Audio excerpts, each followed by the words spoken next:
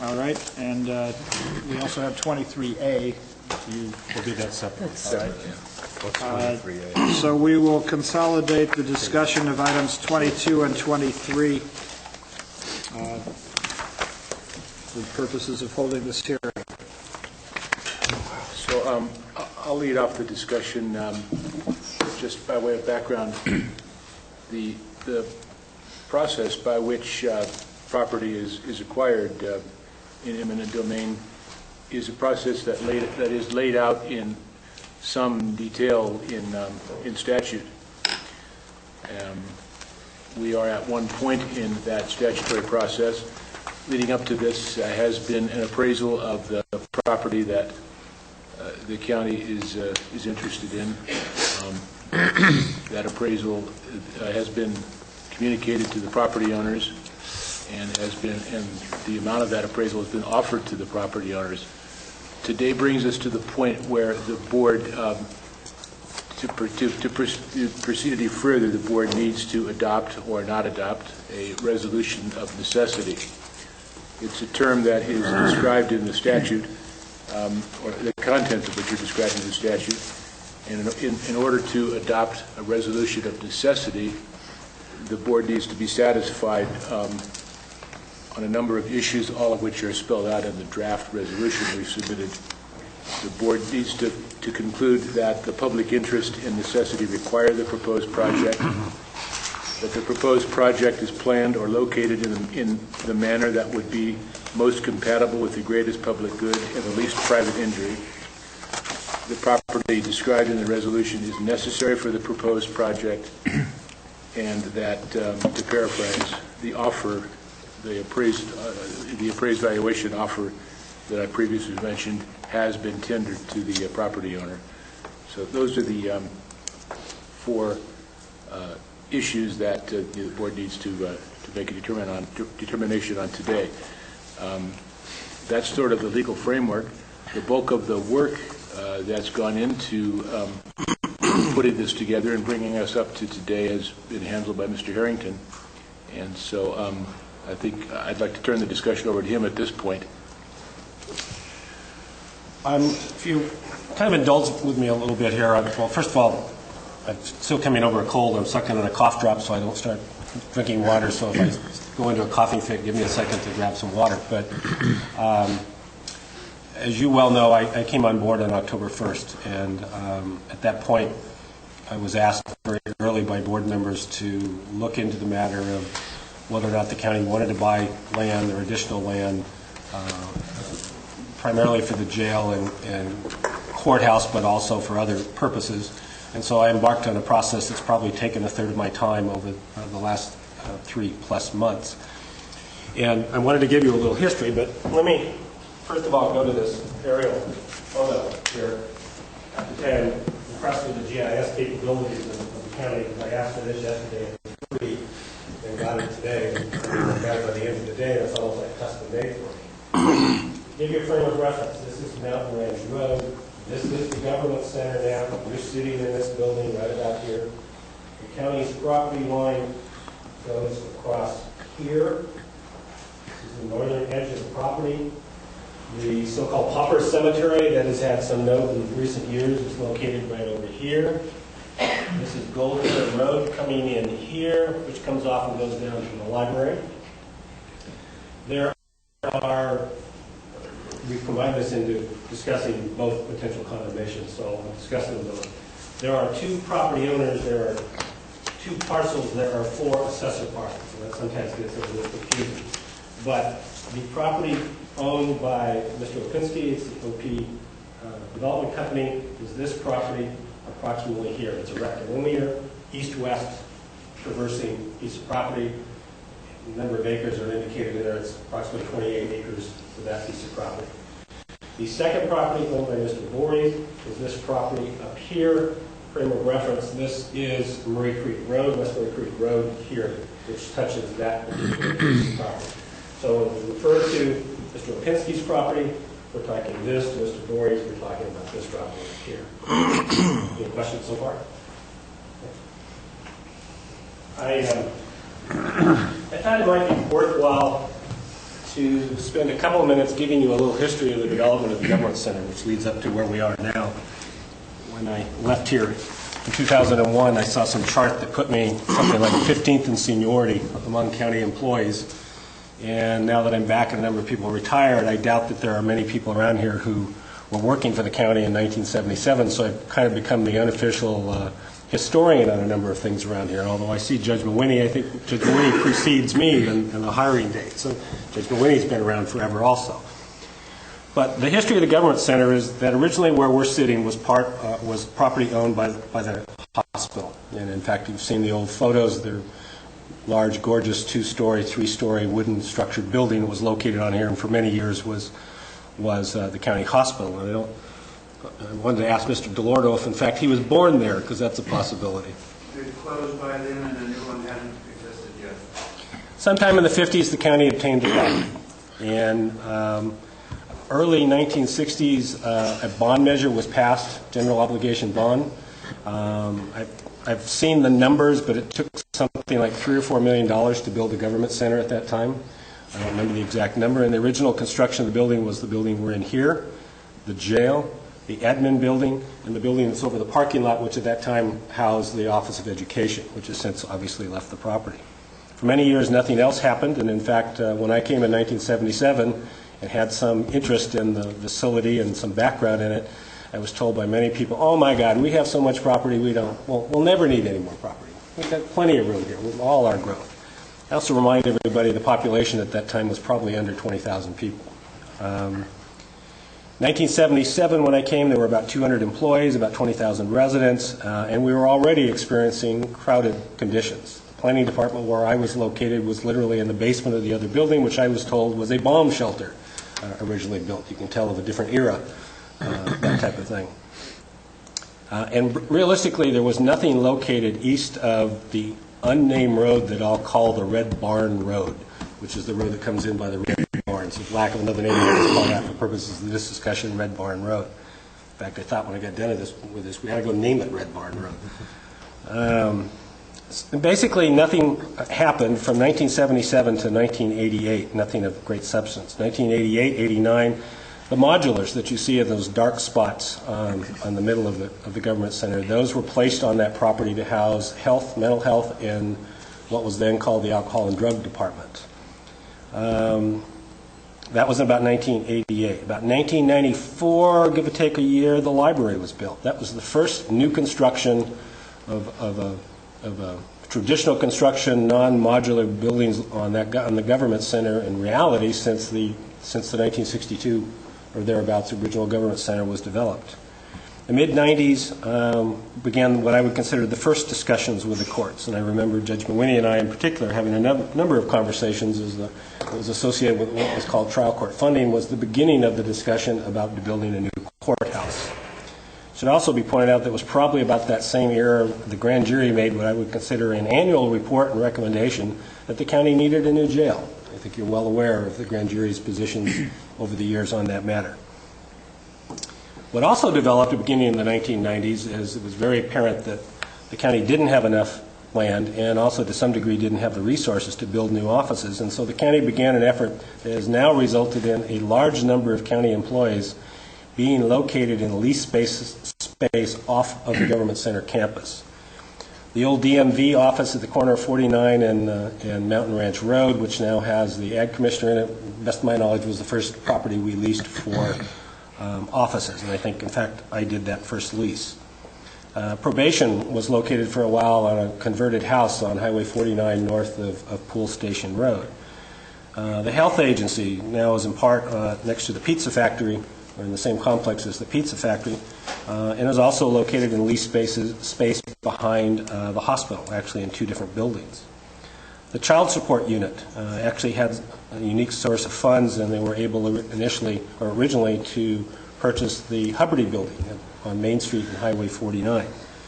Probably the biggest lease we entered into was CalWorks going to the lease space at the corner of 49 and Mountain Ranch Road. Just recently, you entered into a lease just before I came back here with the formerly called Winkler, now called Colombo building, which is going to have environmental health, probation, and a few other storage-type uses. And the other part is the county is leasing space all over principally San Andreas, but even beyond that, for mini storage. Even though we've done a good job of converting much of our data to electronic data, there's still a need to have hard copy storage, and some time ago we developed this unofficial policy that says go out and rent storage units. I do remember at one point we were spending $17,000 a year on mini storage rental, and that was sometime before I left in 2001. I'm sure it's substantially more than that. So where are we today? Today we have a much larger population in the county, about 46,000 people. We have a far greater number of employees. I should have checked with Francine before I came, but I believe the number is in the neighborhood of 450 employees. We have clearly outgrown the government center boundaries that we have now.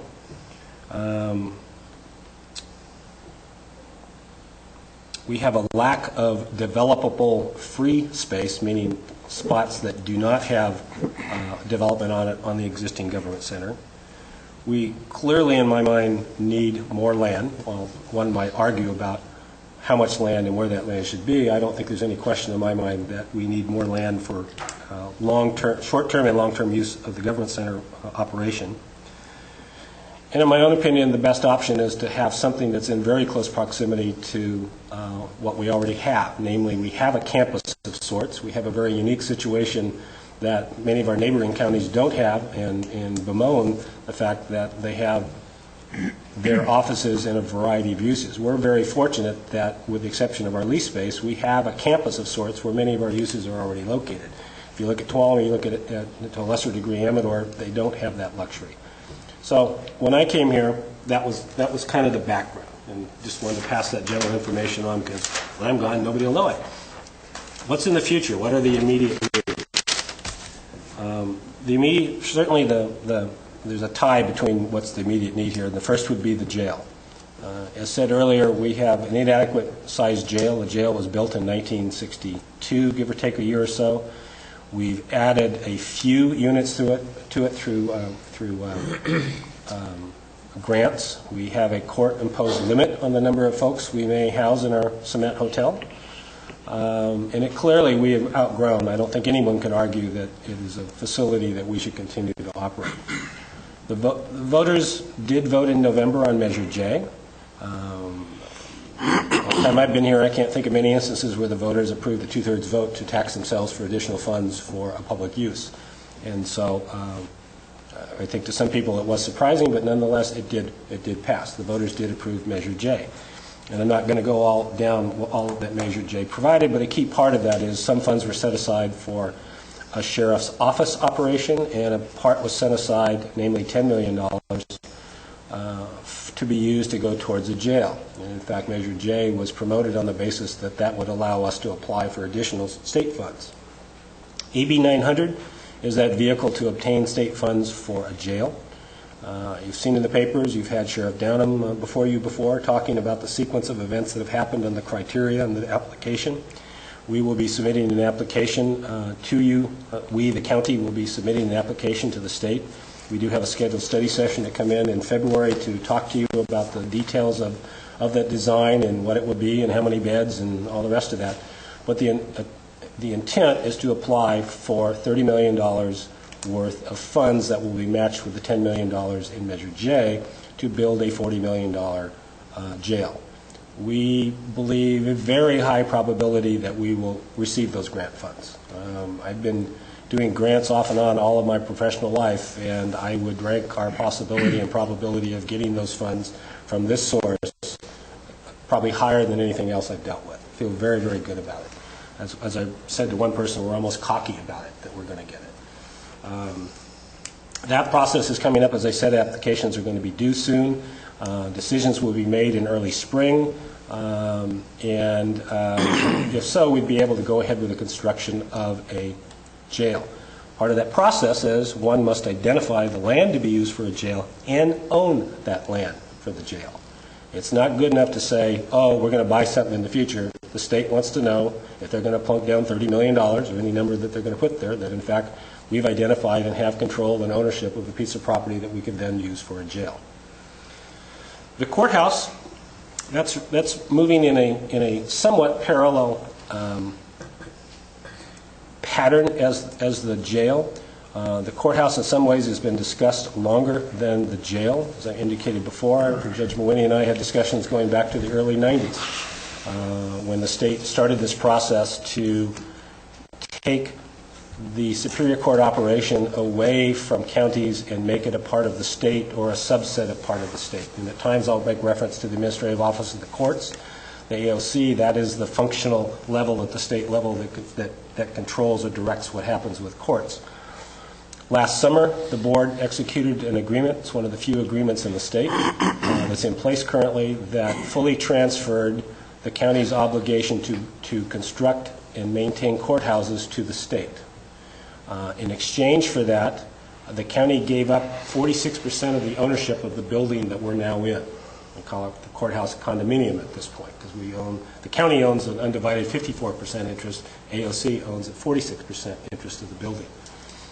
What's implied by this long, thick set of documents is that the county will in turn provide land for the courts to build a courthouse.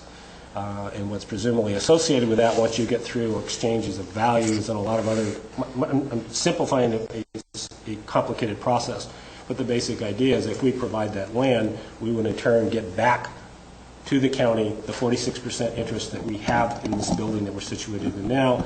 It would no longer be a courthouse, and we would be able to use it for offices. This would become, in my view, the boardroom. There wouldn't be courts in here the other day, it would be the boardroom.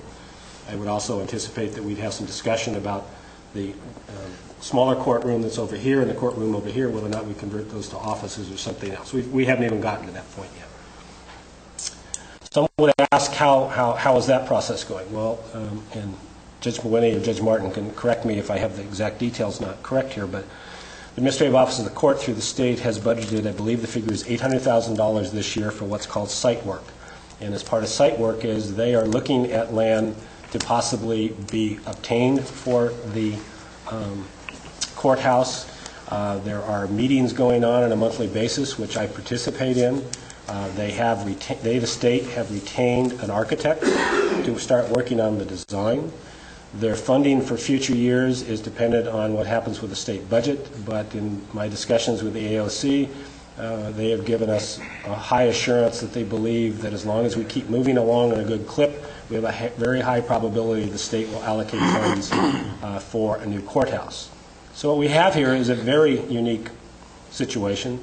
I've been around here in one form or another for 31 years, and I've never seen it come together quite like this. We have the possibility to, if not exactly at the same time, in very close proximity and in the near future, to build a courthouse complex and a jail complex that would suit our needs, in my opinion, for many, many years. We have never had a better opportunity than we have now. Related to that is, while those may be the most immediate needs, we, I think, need to start seriously looking at obtaining funds and setting aside of funds for other development. Get away from the modular, get away from the lease. The modulars, they all have a defined time. The original modulars that went out there in 1988 were supposed to have a 10-year life. Well, looks like they're lasting longer than 10 years, but they're showing their wear and tear. Obviously, the issues with leases off-site is those costs tend to go up. They don't tend to go down. You're not getting any equity, if you will, by leasing those spaces. So I'm envisioning that upon completion of a updated master plan, that we'll also identify other property or other sites to be used for offices. I would in particular like to recommend that we get probation and district attorney, two departments that work in close proximity to the jail users and to the court users, to get them near the jail and the courthouse. So that's a little bit of the background on that. I would also, as I said earlier, would like to get a number of these other off-site items back onto the campus, so to speak. So why did we look at this site? Well, a considerable amount of time has been spent. Some of it was in place before I came on October 1st, but definitely the speed has picked up and the intensity to look at these properties to the north. I personally have been on the properties 3 or 4 times. I've walked them, I've ridden in them in a car. I've been involved with groups from the courts and jail in particular, and there I'm talking about staff and architects, environmental consultants, state officials, walking over both of these properties several times. We do have a firm, EDA, well-known environmental firm in Sacramento, that's assisting us in doing an environmental evaluation of the site, or the sites, I guess I should say in the plural. And as we look at this property now, and when I say this property, I'm speaking in the broader sense of both of them together. What we like about this property is, it's, number one, it's adjacent to the government center. It allows us, in a manner that no other property does, to expand the existing government center in an adjacent property in a manner that allows us to have a full campus. You obviously can't go to the southeast or west because it's either there's nothing there, or in the case of the property to the east, you have a series of residences on the other side of Gold Hunter Road. Number two, the property is undeveloped. We're not involved with relocating a business. We're not involved with relocating homes. In an earlier career, I was involved with buying parkland for LA County and never liked dealing with having to move people out of their home to develop parkland. There's nobody on here. It's gorgeous property, but nobody is currently living on here. The terrain, while it's not perfect for our needs, it's sufficient for our needs. Perfect in one sense to me is if you look at the government center that we're situated on now, it's almost tabletop flat. You have to walk up behind the jail to get any degree of elevation above anything. This property, it definitely has some limitations on both of the parcels due to terrain and for other reasons I'll touch on here in a minute. And so not all of the property is developable, but in general, most of the property is developed. If you look on there, as you might expect, the green are treed areas. We would in general like to stay away from the treed areas. Not only does it tend to put development costs up a little bit, but there are some environmentally sensitive things in there. We also have to deal with oak mitigation. Yes, Marita, we will be dealing with oak mitigation. There are some other little limitations. We refuse to call it a wetlands. We prefer a wet spot. There's a wet spot on the property right near the common boundary between the two. There are archaeological sites on, some Indian grinding rocks. There are some remnants of some mining activity, but we don't yet know if that's going to be an impediment or not. And also on the southeast portion of the area that Mr. Opinski owns, we've been advised to stay a distance back from that property line for fear that some of, in the use of the county property for a pauper cemetery, for whatever reason, somebody might have been placed on the other side of that property. There's no evidence of it. There's no documentation of it. But the easiest way to deal with environmental or cultural concerns is to avoid the property. So it's been recommended to us to stay away from that. We're still working on the best means of access to the property, but what we like about it is that clearly the property is accessible through the government center. There are three basic ways that are being discussed. One would be some type of extension from the government center entrance that's located right out here behind us, so that it would angle up back over through the county property and connect with the southwest portion of the Opinski property. Number two, the extension of the Red Barn Road up through and past the animal shelter and into the property. Number three, some variation of coming in off of Gold Hunter, possibly on that road that comes down and stubs out by the library, and coming up in some manner that would allow us to hook up there. In a long-term basis, one of the things we like is that the northwest property of Mr. Voorhees' property is touching on Murray Creek Road. And while Murray Creek Road clearly is not suitable in its current condition for any degree of access, if you're looking at the long-term usage of these properties for possible use of the government center, it's not inconceivable that, fill in a number, 20 years from now, it makes sense to improve Murray Creek Road back to there and have that as some form of an access. But even as an emergency access at this point, it provides an ability to get people in and out if we so choose to do that. But I want to emphasize here, at no point in any of our discussions we've been talking about in the immediate future using that particular road.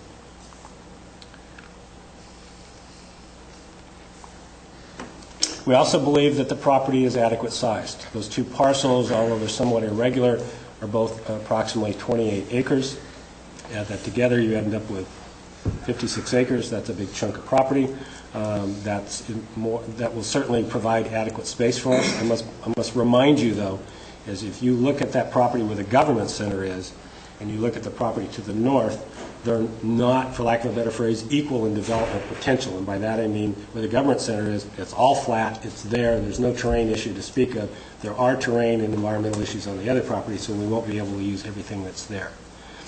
Would also indicate that utilities are nearby, water and power. As to the sewer issue, I think everyone's well aware of the situation with the San Andreas Sanitary District and the ability to connect. I don't care if you're in the district or outside the district at this point, there are going to be issues and costs associated with that development. The property in question is currently not within the San Andreas Sanitary District and will have to be annexed to it, but I don't think anyone perceives that as particularly a problem. The issue will be for anybody doing any development of any size in the government center, it's the ability to hook up to the sewer system. So in that regard, whether or not we were looking here or we went to some other property 2 miles down the road within San Andreas, we're going to have an equal level of problem in terms of connection. I would also, at some point I suspect somebody's going to ask about alternative sites. Well, it became pretty clear to me early on that the best property was, for the county's need, was this property for all the reasons that I've indicated. And in fact, I've said it several times before, I kicked myself that when my last time here that I didn't have a vision to know that this is something we should have picked up and acquired at that time. It's just entirely logical. But I did spend a little time looking around in the general sense of San Andreas. I did go out and look at the cement plant property with a representative of the company. I can't tell you that you couldn't develop some of these facilities out there, but clearly they're more isolated. There are issues that sewer lines don't fully extend to some areas, and it just in general didn't seem, for what our purposes here, as desirable in large part because the location is at such a distance away from the government center. So that's how we got to this point. We did get updated appraisals for the property. I don't know that we were fully satisfied with earlier appraisals, and I think everyone connected with this project in the county thought we needed to get another. I don't mean to say that we have the answer for everything on the face of the earth, but there's been a concentrated amount of time, particularly in the last 3 months, to look at this property and conclude that this is what we need to do, the direction we need to go for purposes of the government center. Now, as to the process of acquiring the land, how we do that, we've gotten to this point of talking about the possible condemnation, and the technicalities of that I'll punt back to council. But if you have any question about how we got to that site or any question about what's where, I think I'm probably the best one to answer those questions. All right. Thank you, Brent. Any questions to Brent at this point? Council? David Sirius is here, and he and I worked on the procedural issues. Janice is familiar with where we are in terms of environmental issues. I should have mentioned that Mr. Belzer, I haven't met him, but I assume this is Mr. Belzer with Mike, has asked for and should be accorded an opportunity to make a presentation. And obviously there are other interested parties here, the judges and the sheriff's office. Okay. Are there any further staff comments before we move to public input?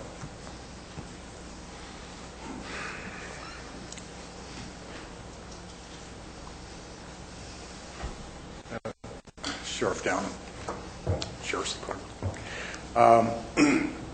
The property we're talking about here for the possible purchase or condemnation, however it ends up going, I believe is really critical for what we want to do for the future.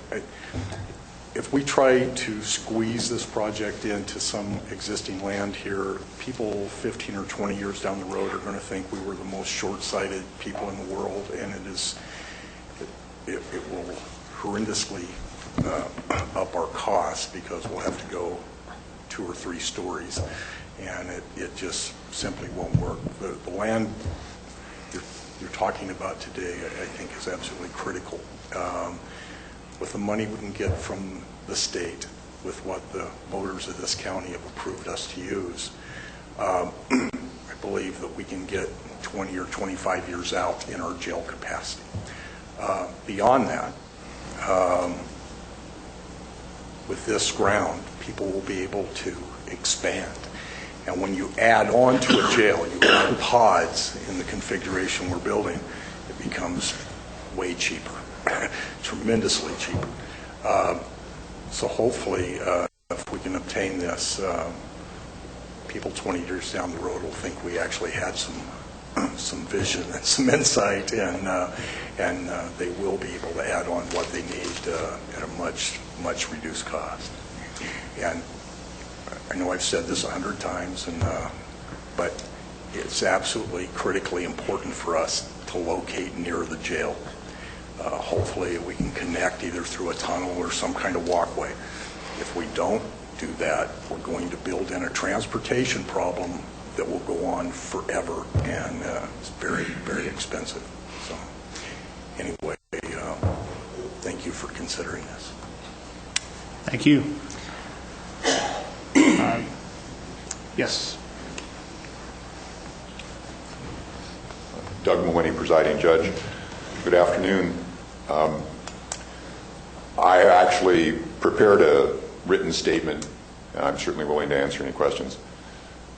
I would like to start my portion, the court's portion of this discussion regarding any board action on resolution of necessity, stating that both Judge Martin and I will disqualify ourselves on any court proceedings regarding the acquisition of this property, and the Chief Justice of the Supreme Court would appoint an outside judge to handle any case. So I want to preface that, my statements with that. The court has a desperate need for adequate facilities. The current courthouse has serious public safety, prisoner security, and space problems. The court and the county have worked cooperatively. Brent talked about the early 90s. My best calculation is 1992, so 15 years to try to solve this problem. And that cooperation has actually yielded historic results. The state of California has approved a new Calaveras courthouse facility. The state will provide 100% funding for that project. It is on a 4-year cycle and is due to be completed in September of 2011. The acquisition of the land is in this fiscal year, 2007-2008. Part of the agreement between the county of Calaveras and the state that resulted in the approval of this courthouse project by the state is the agreement by the county to provide land for this facility. The county, the state, and the courts have worked cooperatively to bring this project to this point and forward. The land that was identified is on the current county property near the library. The administrative office of the courts is proceeding with that identified piece of property. The proposed piece of property which you're discussing today, which is can be substituted, but that substitution must be done within the time frame to ensure continued state funding. We have been informed by the administrative office of the courts that the land must be fully acquired no later than early August 2008 so that the identified site can be brought before the State Public Works Board in their October meeting. This is a drop-dead date to substitute in the proposed site for the library site. If we fail to have clear title and possession of the land by that time, we will lose the remaining 3-year funding, and those monies will go to other state court projects. We cannot let that happen, and we must proceed with the library site unless the proposed property can be acquired by August 2008. Time is of the essence. The sheriff has represented in one of those meetings that Brent talked about when we walked the property that in order to be eligible for funding for the new jail, that his timeline is even earlier than ours, that is before August of this year. And I will let him speak to that, but again, time is of the essence. It would be preferable if the court and the jail could be co-located. Under state law, the sheriff, and thus the county, is responsible for the transportation of in-custody defendants to the court, and there would certainly be cost savings if the jail and the court were next to one another. While there is enough space on the library site for the court, and the county has identified that site as the court site to the state, it would be preferable if for county space needs and for sheriff costs if the two projects could be co-located. Again, I would like to say that both Judge Martin and I will disqualify ourselves in any court proceedings regarding these properties. And I'm available for any questions you might have. Thank you. Thank you.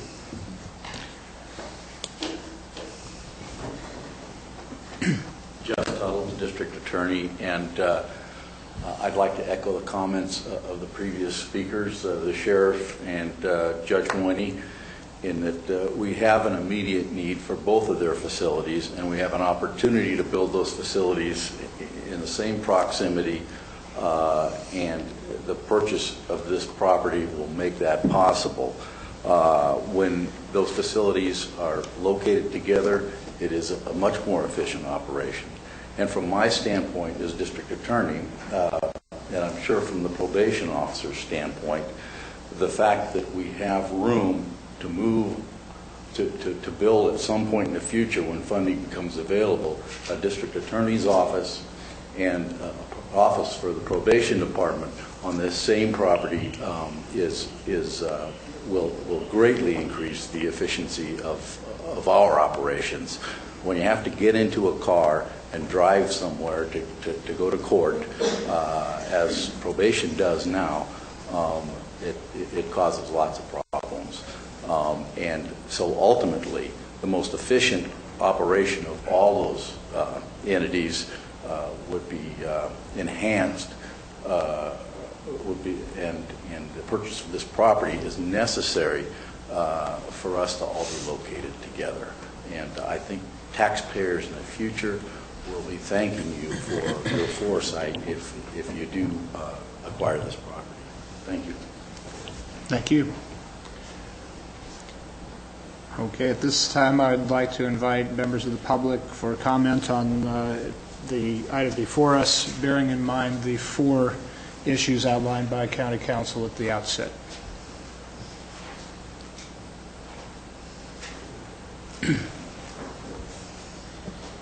I'm presuming that we're now in the hearing process, We are. and we're going by our hearing ordinance. We're not going by the hearing ordinance. Anyhow, Well, let's get this defined by County Council. This is a public hearing on the agendized item, but It there's is, and I nuances suspect here. that our hearing ordinance, the ordinance would apply here. I think the point is that the usual restrictions on time would not apply. That's, correct. We're not imposing time limits on you. Mike, go ahead, wax on. Could we pull the board on wait a that? minute. Mike. Oh, well done. The chair does have some discretion. Just for ex-supervisor. Yeah, the reason I asked We're is, actually seeking that. going back to the hearing process of a presentation, public comment, and then a follow-up, I would start out by saying I'm Mike DeLordo with McCalamy Water and Mining Company. I represent Mr. and Mrs. Opinski for their OP Development Company, this property for the purposes of completing the conditions of approval for tentative parcel map 2003-88. If I may, I will just give you a little hand drawing of how, I think many of you are aware of this already, but the project for Mr. Opinski would end up having a somewhat of a figure-8 design for road structure through there, which would provide access to Mr. Voorhees' property, and access would come from Mountain Ranch Road through the Government Center's parking lot, through the Opinski property, and then through the Voorhees property to make a nice sweeping alignment with the new section of West Murray Creek Road. Mr. Opinski, just to give you a little background on the property, Roger Beck, some of you will remember, started this project back in 2000. I was working with him then. 2001, somewhere in that period of 2002, he passed away, and Calaveras Oaks Limited picked up the project in his behalf and his wife's behalf and moved it forward, and we got it approved in 3 years ago, 2003 in December. The conditions of approval required a number of things, but the principal off-site issues had to do with the improvement of Mountain Ranch Road from Highway 49 up to past the entrance to Government Center, and to build a major road connector through into West Murray Creek Road. The improvements to Mountain Ranch Road amounted to an estimate of $1,800,000 that the two property owners are committed to front and fund, with portions of that money being repaid to them from the RIM fee relative to Mountain Ranch Road. Mr. and Mrs. Opensky, which is the ROP development, they came looking through the area and they found this area and they said, oh, look, San Andreas clearly has a need for more business community. This is a commercial professional project. And that would be an opportunity for them to improve themselves and improve things for the people of San Andreas, so they bought it. Now, there's some people who would say maybe they didn't do enough due diligence about Calaveras County, but without regard to that, we moved forward. He wished to build those improvements. He wanted to build the improvements to Mountain Ranch Road last year. We could not complete the expectations or the design expectations of Public Works. You'll remember that you had several transitions of personnel that were dealing with this stuff, and it seems like each time we made a change there was a new expectation in what we would do with Mountain Ranch Road. So as of this date today, we do not yet have an agreement that is coming forward to you to improve Mountain Ranch Road. And Mr. Opensky would like very much to do that this year. He would like to have done it last year. That's just a background on the project. Next thing I'd like to say is congratulations. Besides Happy New Year, the bond issue was magnificent, saying that to me the people of Calaveras County are looking forward to the future. I remember when the sheriff and I were in high school. I don't know about the sheriff, but I could remember taking field trips to the construction site of the jail so I would understand it thoroughly before it was ever built. I don't know if you did that or not. No? You stayed away? Okay.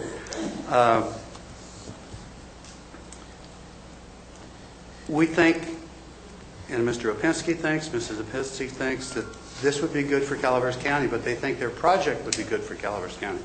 We met with the, just to give you a little interest in where you are in the world. Amador County built a new jail, and they have a new courthouse, and they transport every prisoner from the east side of Jackson through the city of Jackson up next to the high school to the court system. Now, that cost is a county cost. It's county cost, and it is, I think this is my thing that I don't know how to turn off. I'm sorry, Marita. It just keeps going ding bong. Give it to Rita. She'll step on it. I don't know. But yeah, I think it's very wise to look forward to putting these infrastructure together for the court, for the jail, for the sheriff. And I also think looking forward to the probation. And also, probation, I complain forever about the first thing you see in San Andreas is the probation department. Welcome to Calaveras County Probation. Anyhow, sorry, Mike. It's because we're nice people. You're pretty. But anyhow, I think it's forward-thinking. I think it's a good thing for you to do, and go ahead. We met with Tom Mitchell. I had a number of discussions with Mr. Mitchell about the property. Mr. Opensky met with him also. Said we really don't want to sell you all that property because he has plans, he has desires, there's things he would like to do. But Mr. Opensky said, we'll sell you part of the property, we'll build the roads for you at cost plus, we'll do all kinds of things to help facilitate what you're doing. Mr. Opensky also has Opensky Construction, who builds schools and other public facilities. He said he would be very happy to build your jail and your courthouse. Also, he would be willing, and on the property that he retains, to do a lease bridge build for you so you could have your district attorney in something other than a trailer house, and probation, and your other departments up there, and you could do it in your operating budget, presuming you don't have the capital to do that.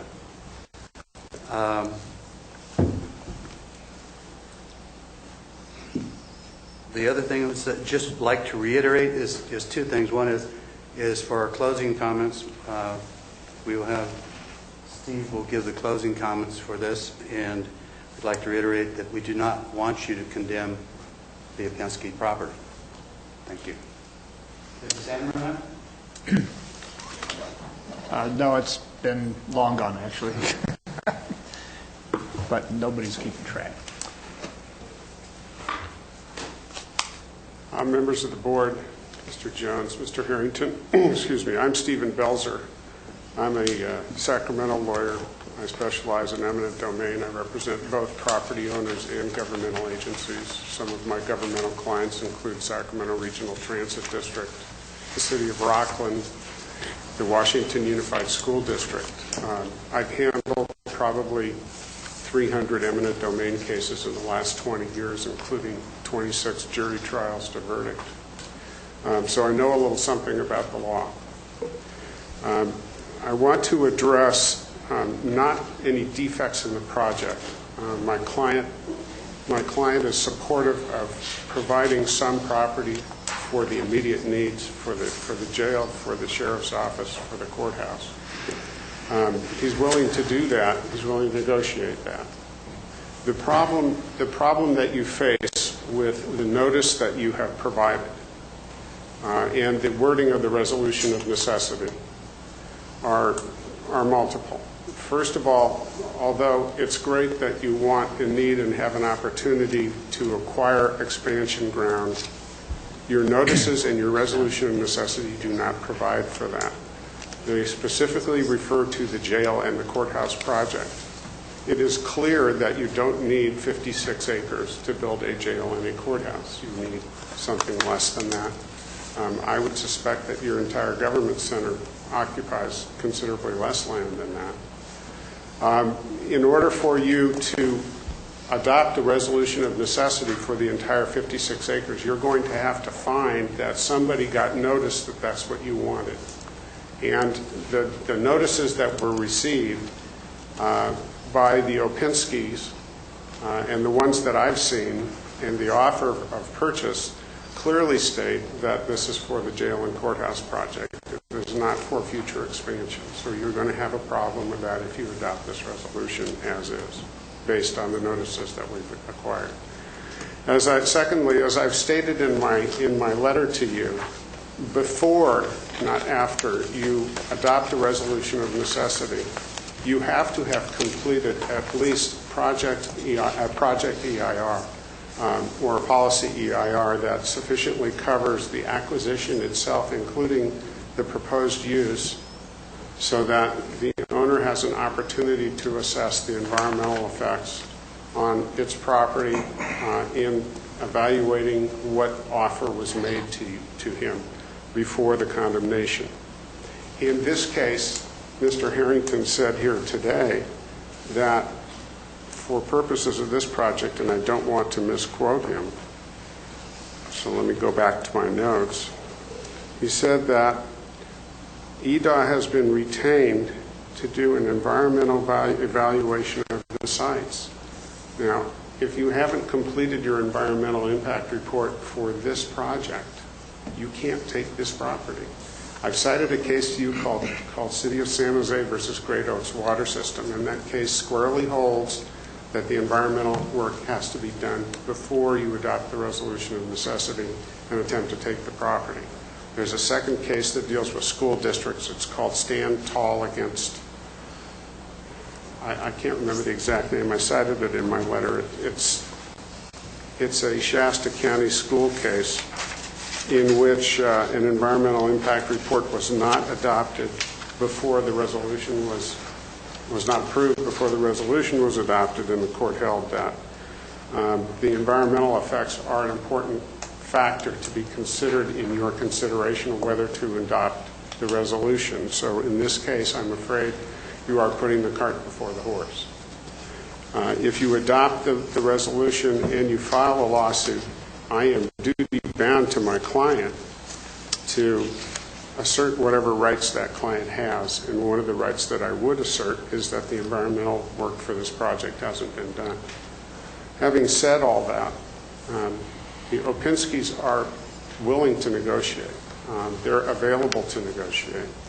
The timeline, at least insofar as the funding from the AOC is concerned, for the courthouse segment of this project, you will find it to be impossible to get title to this property by the time August rolls around.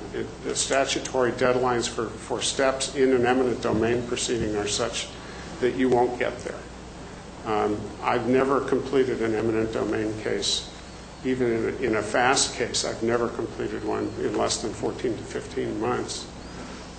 You're required to exchange appraisal data finally 90 days before trial. You won't get possession of the property for at least 6 months after the case is filed. Under current law, you can't get possession for at least 6 months. You just can't get there from here by August unless you negotiate a purchase. So I encourage you, if you are interested in acquiring the larger portion of this property, I encourage you not to adopt the resolution as it is proposed, because it will be vulnerable to challenge. And those challenges delay things. It will involve two separate trials. It'll be expensive. It'll be time consuming.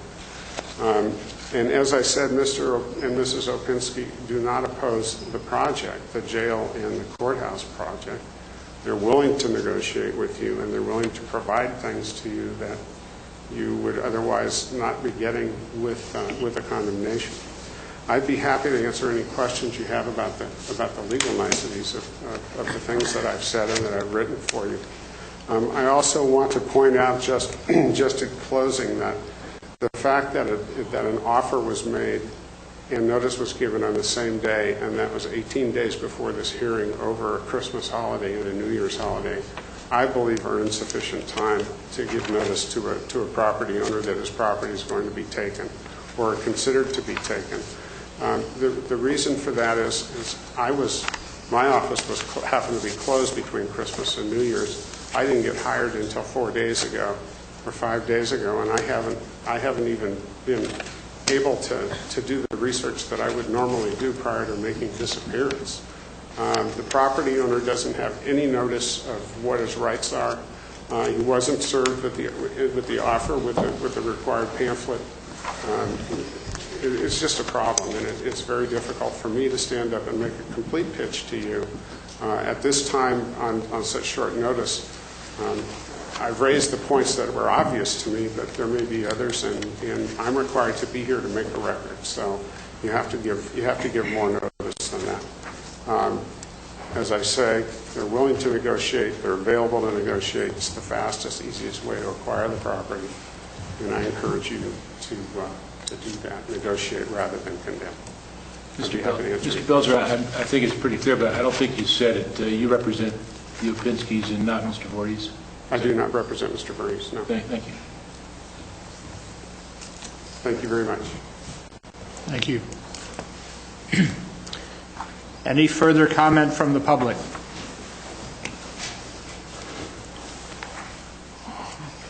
I am Keen San Andreas. I know you said earlier that you thought that the sewer was not a problem, but everybody seems to keep skipping over it. And last time when I checked with our San Andreas sewer, only about a very small portion of Mr. Opinski's property is in the sewer district. The rest of the property and Mr. Voorhees is not in the sewer district, and you would have to annex it in. And according to the sewer people, with the previous owner, Mr. Nelson, who was there before Mr. Opinski, who owned the property, they refused to annex that property into the sewer district. According to Steve Schimpf over at the sewer district yesterday, that position has not changed. So I think somebody needs to go back and either explain to the public or research what they're going to do about sewer. Let me clarify, because you're misrepresenting what I said. What I said is that the annexation of that property to the district per se, we don't see as a huge problem. The issue to hook up for anybody, anywhere in the city, in this community, is equal throughout. It's going to be a matter of a lot of money for anybody to be able to hook up any project. Did not say sewer hookup is not a problem. It's an equal problem on the property we're looking at as it would be on the government center. But they don't have sewer service. I don't. I'm just repeating. The bottom line is it comes down to money. But the sewer district, I'm from just what I clarifying that. I don't understand, want is you to not... misrepresent what I said. No, but the sewer district, according to Steve yesterday, they are not going to change their position of not annexing that into the sewer district. They do not have the capacity. I think it's something that you would be wise to clarify. We've had before- discussions with the district. They haven't changed their opinion. Is Mike, any further discussion? I'd just offer a little observation insight into the last comments. I worked to try and get this property into the San Andreas Sanitary District for quite some time. At one point we were told if we could get somebody to de-annex from the sewer district equal to that property, that they would annex it. I spent 6 months finding somebody to do that, and then somebody decided that, well, they changed their mind. But from the standpoint of the sheriff of the jail, I was at the meeting when the sheriff or the sheriff's representative or Tom, somebody asked if they would serve, and I believe you have been provided with a will serve for a new jail complex, which was based on this property now. But the indication was quite obvious that they were supportive of your jail complex.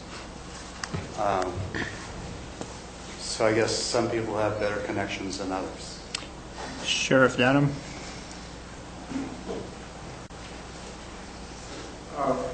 We did appear before the sewer board some time ago, talked about the property we're discussing here. We do have a will serve letter for the jail, assuming we trade EDUs from our existing facility for that sort of thing. Brent is absolutely right. It's big dollars no matter which way we go, but they have given us a letter saying that they will incorporate us into the district if we locate them. Okay, I believe that may settle that question.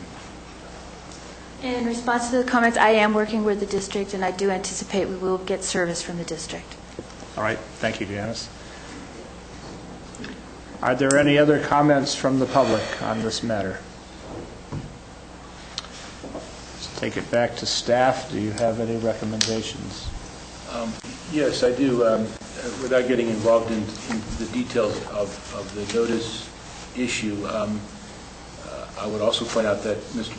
Belzer submitted a letter to us setting forth many of the same arguments. I got that late in the day yesterday, and I've listened to what he had here to say today. I respect those comments, and I would like to have some time for my office to review what he said. I'm also respectful of the time pressures involved here, but I'd like to ask the board to put this over so that we have a chance to review his objections, the points he's made, and also to see if we can accept the offer to meet with him, and maybe the admin office can work on that part. So I'd like to ask the board to put it over. For how long? I would think 2 weeks. All right, this would be to continue this current hearing 2 weeks from today, which would make it the 20th. Both hearings, excuse me, I'm sorry. Both hearings would be continued to the 22nd. And I'll also move on that. And Carol, can you assign a time for us? Do you have the calendar? No, we need to assign a time Yeah. when we do this.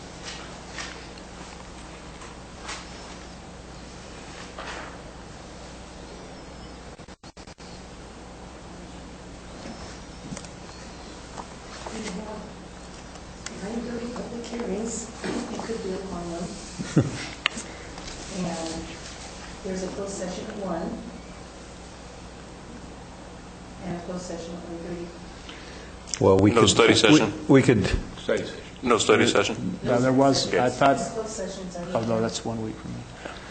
In Well, 2 weeks? we kept these gentlemen waiting quite a while today. I'd really like to not repeat that. If we could get a time certain, then maybe we should But do why don't we this. just make it for 1 o'clock and move the 2 closed sessions back? Yes, back into the Or morning. do you want to make it 1:30 so we can go to lunch? Or do you want to eat in here again? I'm going to suggest 1:30 as our Yeah, our I think time. 1:30 is a better, and then we'll move the 2 closed sessions back. So then I'll move for a 2-week continuance on this, on these 2 hearings, and they will be scheduled at 1:30 p.m. on, what's the date? 22nd. On the 22nd of January. Is there a second? Second. Any discussion? Those in favor? Aye. Opposed? Motion passes unanimously.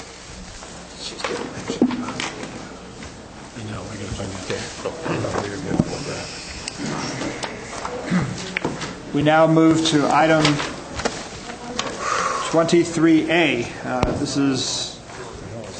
This is an item regarding water tenders, I believe. Give me a moment here, please. Attached budget. Actually, it's three items. Adopt a resolution approving attached budget adjustments in the amount of $3,475,000 and $175,000. 3.4 million, Steve. Excuse me. They had $3,475,000. I'm just not used to doing it. It's right. Doing it now. It's part of that. You're walking in the middle of it. Yes, we were just getting to that. Let me start over again here. Sit down, take a look at it. We would adopt a resolution approving budget adjustments in the amount of $3,475,000 and $175,000 relative to costs associated with the acquisition of certain properties, the ones subject to the previous hearing, and the purchase of a water tender for West Point Fire District. All of this requires a 4/5 vote of the Board of Supervisors. Subsequent to the adoption of the budget, the county sold certificates of participation, as we've reported to you before. Sold them very well at a good rate, and those funds have been placed on deposit. The way the system works is to be able to spend or potentially spend those funds, we must move them into the budget. That's what this does. The rather startling number of $3,475,000 is associated with the purchase of the property to the north and associated expenses. That's some of those expenses are, by the way, excuse me, title reports, appraisal, condemnation attorney, expert witnesses, court costs, transcripts, depositions, property owners' appraisals, EIR-related costs, survey, master plan, staff, and contingencies. Those all add up to $3,300,000.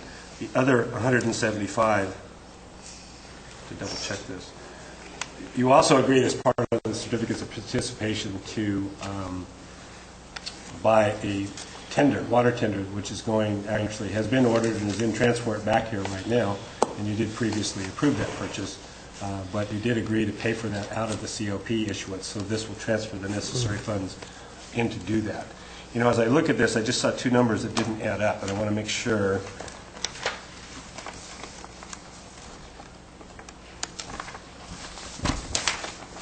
I stand corrected. It is $3,475,000 and plus 175. Yeah, Had to double check that. Yeah, that was as previously discussed, I believe. Right. So we did in anticipation originally that you were going to take an action today on the condemnation, we did place this on because unfortunately it does somewhat tell money that we have available for purchase. But if you go through with condemnation, and already the property owners know what we have offered, we're not giving away any information we would not like to give away in the negotiation process. I would still recommend, even though you didn't take that action today, to go ahead and do this transfer, because whether or not we do a negotiated sale or a condemnation, you will be still spending these funds if we go ahead and purchase of these properties. Okay, any discussion on the board? I don't believe I supported the water tenders, because it's been my position we should wait till we've raised the money and not borrow to buy water tenders. And I think with the downturn in the in building permits, et cetera, I'm worried about we're going to dry up our source of repayment for all the borrowings that we've done, and I don't have the numbers off the top of my head, but I realize the board went ahead and approved this, and I guess it's been ordered and it's in delivery. It's on a truck coming back from Georgia.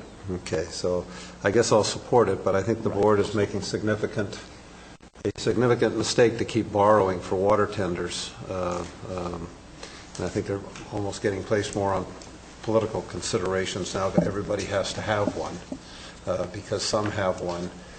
They're $175,000 each. The repayment source is the in lieu fee that comes in from building permits, and if those in lieu fees are inadequate to make the debt service payments, then it's going to come out of the county general fund. So I'm real uncomfortable with the board just continuing to throw these water tenders out there at $175,000 a copy, and I don't think we should have ever started borrowing for water tenders from day one. So those are my comments. Do you wish to separate these in order to register? Well, I think again? the board's already, Objection. I don't believe I support it, but the board's done it and it's in delivery and you can't undo it, so you don't need to separate it at this point. Okay. My comments hopefully are adequate for the separation. All right. Is there any further discussion on this matter? Move for approval. Is there a second? Second. Those in favor? Aye. Opposed? Passes on a 5-0 vote.